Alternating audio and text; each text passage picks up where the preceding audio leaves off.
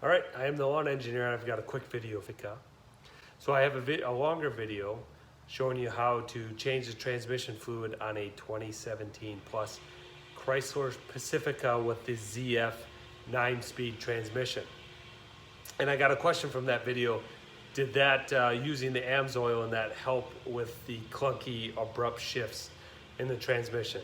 Unfortunately, the answer is no. So I think that oil is essential for the longevity of the transmission, but it didn't really do anything with the shifts. But I've got a tip for you on how to improve those rough, sometimes jerky shifts, and that is to reset the adaptive programming in this transmission. I believe what's happening is the code that's written into these things to adapt the shifting to driving style and or wear in the transmission is too aggressive. So the ideal world, they're monitoring shift time, solenoid reaction, all this stuff, trying to account for clutch pack wear, driving styles, and then modifying parameters in the transmission to try to improve things.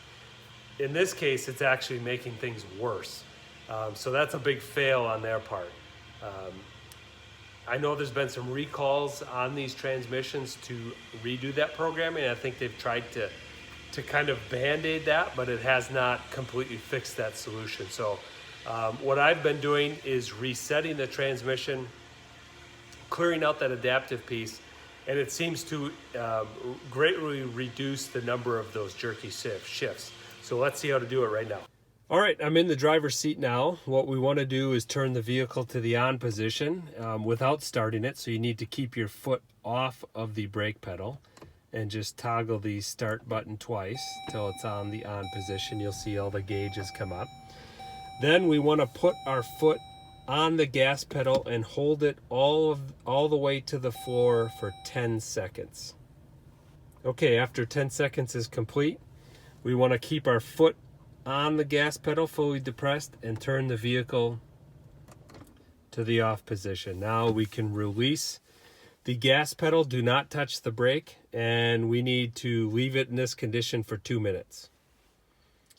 Once those 2 minutes are up, you can start it up and drive normally, take it for a test drive, see if it's made an improvement. For me, it has. Hopefully it works for you too.